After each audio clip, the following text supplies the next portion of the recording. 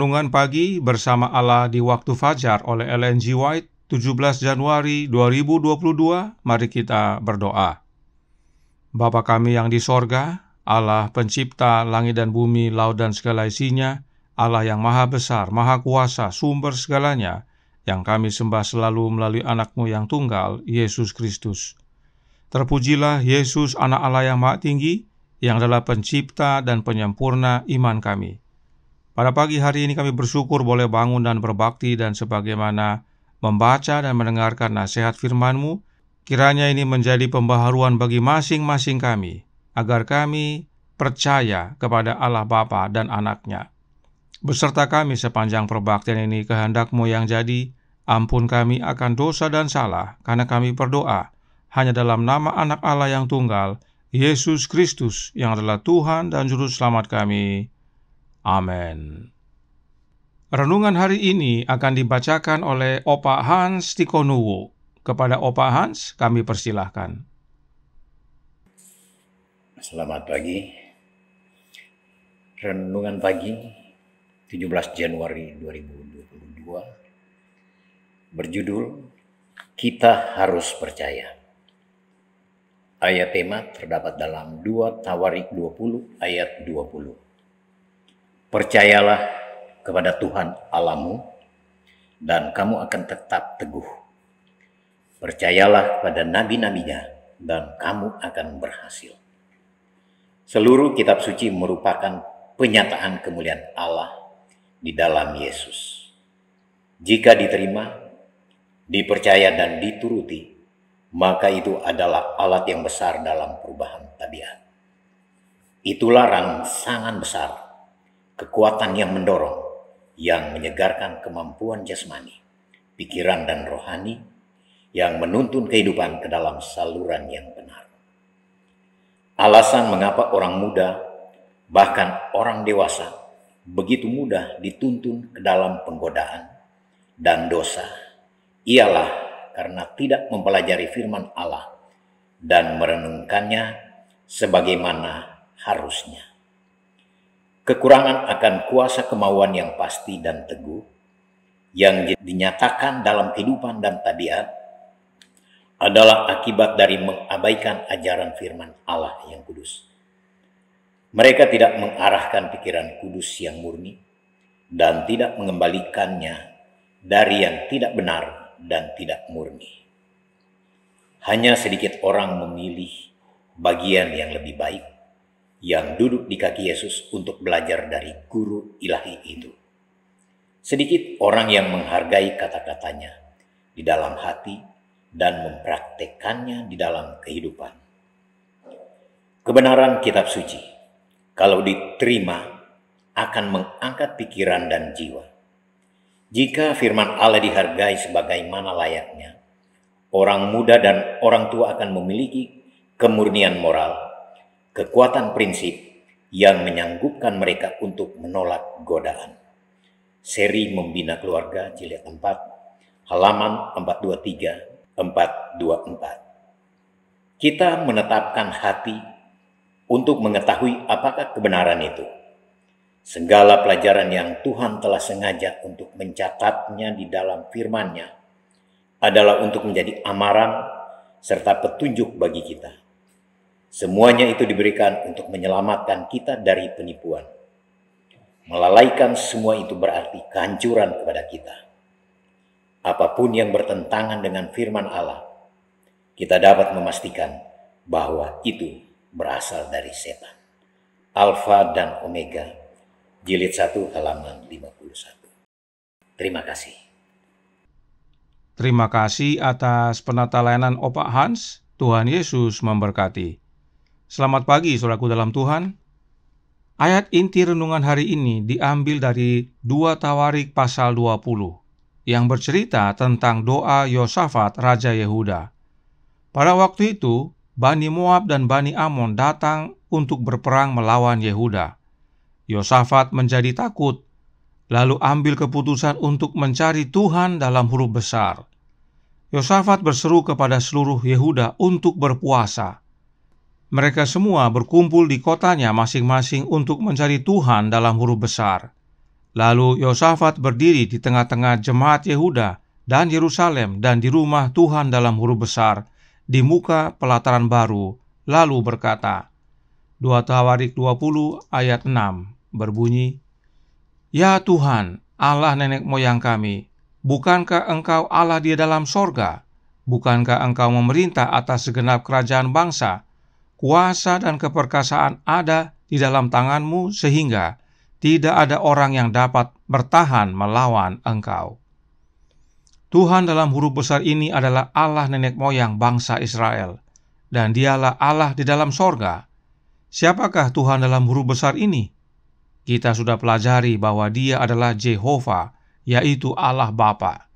Itu sebabnya tentang peristiwa ini Roh Nubuat menuliskan dalam Para Nabi dan Raja, halaman 114 paragraf 2, berbunyi, Yosafat tidak berdiri sendirian saja. Seluruh Yehuda berdiri di hadapan Tuhan, juga segenap keluarga mereka dengan istri dan anak-anak mereka. Ayat 13. Dengan bersatu mereka berpuasa dan meminta doa. Dengan bersatu mereka memohon dengan sungguh-sungguh kepada Allah untuk mengacaukan musuh-musuh mereka, supaya nama Yehova boleh dipermuliakan. Tuhan dalam huruf besar adalah Jehovah, dan kepada Dialah Yosafat dan rakyatnya datang mencari pertolongan dengan berdoa dan berpuasa. Dan akhirnya mereka menang, bukan karena kuat kuasa mereka, tapi karena Jehovah yang berperang bagi mereka. Jadi jelas, Allah nenek moyang orang Israel adalah Jehovah, yaitu Allah Bapa. Kepada Jehovah inilah Yosafat meminta rakyatnya untuk percaya. Mari kita baca ayat inti renungan hari ini selengkapnya. 2 Tawarik 20 ayat 20 berkata, "Keesokan harinya pagi-pagi mereka maju menuju padang gurun Tekoa. Ketika mereka hendak berangkat, berdirilah Yosafat dan berkata, 'Dengar hai Yehuda dan penduduk Yerusalem, percayalah kepada Tuhan Allahmu dan kamu akan tetap teguh. Percayalah kepada nabi-nabinya dan kamu akan berhasil.'" Yang ditandai warna biru adalah yang dikutip oleh renungan hari ini. Tapi dengan membaca selengkapnya menjadi jelas siapa yang berbicara.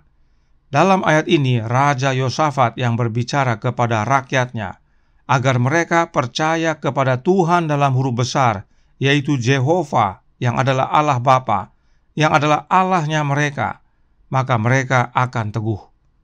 Jadi, saat renungan hari ini berkata kita harus percaya, maka yang dimaksudkan adalah percaya kepada Allah Bapa. Nah, renungan hari ini dikutip dari buku The Ministry of Healing bab 39. Dalam bab tersebut Roh Nubuat menyatakan yang berikut ini, Membina Keluarga Sehat halaman 424 paragraf 4. Pelajaran pertama yang harus diajarkan kepada mereka ialah bahwa Allah adalah Bapa mereka. Kepada anak-anak dan orang muda dikatakan harus diajarkan bahwa Allah itu adalah Bapa kita. Siapakah Allah yang dimaksudkan? Sudah pasti Allah Bapa. Sebab dalam buku yang sama di bab 35 kita sudah pelajari Roh Nubuat menyatakan dengan jelas bahwa Allah Bapalah yang dinyatakan melalui anaknya, yaitu Yesus Kristus. Karenanya tidak mungkin dalam bab 39 Roh Nubuat menyatakan Allah yang lain, tetapi Allah yang sama, yaitu Allah Bapa. Namun untuk menolong yang masih bergumul, mari kita baca kutipan berikut ini dari bab 39. Membina Keluarga Sehat halaman 425 paragraf 5 berkata, "Apa yang telah ada sejak semula, yang telah kami dengar, yang telah kami lihat dengan mata kami, yang telah kami saksikan, dan yang telah kami raba dengan tangan kami tentang firman hidup, itulah yang kami tuliskan kepada kamu. Hidup itu telah dinyatakan dan kami telah melihatnya, dan sekarang kami bersaksi untuk memberitakan kepada kamu tentang hidup kekal yang ada bersama-sama dengan Bapa dan yang telah dinyatakan kepada kami. Apa yang telah kami lihat dan yang telah kami dengar itu kami beritakan kepada kamu juga, supaya kamu pun beroleh persekutuan dengan kami, dan persekutuan kami adalah persekutuan dengan Bapa dan Anaknya, Yesus Kristus." Kalimat ini diambil oleh Roh Nubuat dari 1 Yohanes 1 ayat 1-3. Dan dengan jelas Yohanes menjelaskan tentang Yesus yang adalah firman hidup, yang adalah hidup yang kekal, yang ada bersama-sama dengan Bapa, dan karenanya persekutuan para murid Yesus termasuk Yohanes adalah dengan Bapa dan anaknya, yaitu Yesus Kristus. Karenanya jelas Allah yang dimaksudkan adalah Allah Bapa. Kembali, kita harus percaya kepada Allah Bapa. Apa yang terjadi bila tidak percaya kepada Allah Bapa? Paragraf akhir dari renungan hari ini dikutip dari buku Para Nabi dan Bapa, jilid 1, bab 3 tentang penggodaan dan kejatuhan. Roh Nubuat menjelaskan kondisi Hawa. Dikatakan di sana dalam Para Nabi dan Bapa, volume 1, halaman 46, paragraf pertama. Hawa dengan sungguh-sungguh mempercayai kata-kata setan, tetapi kepercayaannya itu tidaklah menyelamatkan dia dari hukuman dosa. Ia tidak mempercayai sabda Allah, dan inilah yang telah menyebabkan kejatuhannya. Kejatuhan Hawa karena dia tidak percaya Allah lagi. Karenanya masih dalam buku yang sama, bab dan paragraf yang sama dikatakan Para Nabi dan Bapa volume 1 halaman 46 paragraf 1. Dalam penghukuman, manusia tidak dihukum oleh karena mereka dengan sadar mempercayai satu dusta, melainkan oleh karena mereka tidak mempercayai kebenaran, oleh karena mereka melalaikan kesempatan untuk mempelajari apakah kebenaran itu. Ini amaran bagi umat gereja Advent yang sekarang ini. Di dalam gereja banyak yang takut belajar kebenaran, banyak yang tidak mau belajar kebenaran, banyak yang ditakut-takuti agar jangan belajar kebenaran. Kepada mereka diajarkan untuk cukup mendengar apa yang pendeta ajarkan. Padahal pendeta bukanlah kebenaran. Kebenaran itu adalah Yesus Kristus. Dan sampai sekarang dia masih mengajar kita, yaitu melalui kehadiran Roh-Nya di dalam hati kita. Itu sebabnya renungan hari ini berkata, kita harus menetapkan hati untuk mengetahui apakah itu kebenaran. Sebab kita bukan diselamatkan secara kelompok, tetapi masing-masing, pribadi demi pribadi. Peranan pendeta tetap diperlukan, tetapi para pendeta harus mau seperti Yosafat, mengarahkan umat untuk percaya kepada Jehovah yang adalah Allah Bapa. Sebab mereka yang percaya kepada Allah Bapa lah yang akan tetap teguh. Nah, setelah Adam dan Hawa jatuh dalam dosa, Allah menyatakan nubuatan keselamatan yang terdapat dalam Kejadian 3 ayat 15 yang berkata, Aku akan mengadakan permusuhan antara engkau dan perempuan ini, antara keturunanmu dan keturunannya. Keturunannya akan meremukkan kepalamu, dan engkau akan meremukkan tumitnya. Siapakah yang menyatakan dan menjelaskan akan hal ini kepada Adam dan Hawa? Kita baca dalam Selected Messages, buku pertama, halaman 230, paragraf 3, dikatakan, Pengetahuan tentang hukum Allah dan rencana keselamatan diberikan kepada Adam dan Hawa oleh Kristus sendiri. Saudaraku dalam Tuhan, kita harus percaya kepada Allah Bapa dan itu melalui anaknya, yaitu Yesus Kristus. Sebab anak Allah lah tangga penghubung antara kita manusia yang telah jatuh dalam dosa ini kepada Allah Bapa. Itu sebabnya dalam bab 39 tadi, buku The Ministry of Healing mengutip 1 Yohanes 1 ayat 1-3, di mana Yohanes berkata bahwa persekutuan kami adalah dengan Bapa dan anaknya. Karenanya, kepada siapakah kita harus percaya?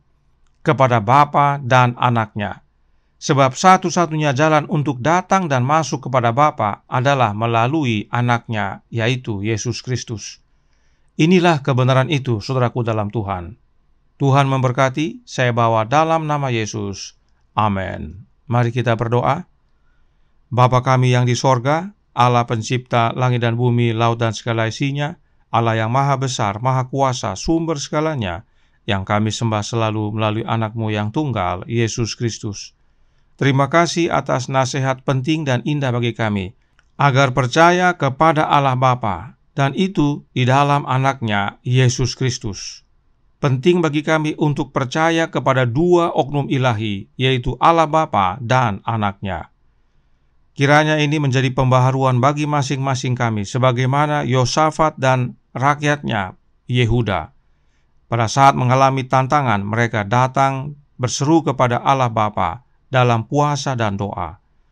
Biarlah ini menjadi sukacita bagi banyak umat Allah, agar kami kembali kepada satu-satunya Allah yang benar, yaitu Jehovah, dan datang kepada anaknya, agar kami terhubung kepada Bapa. Beserta kami sepanjang hari ini, kehendak-Mu yang jadi, ampun kami akan dosa dan salah, karena kami berdoa hanya dalam nama anak Allah yang tunggal, Yesus Kristus, yang adalah Tuhan dan Juru Selamat kami. Amin.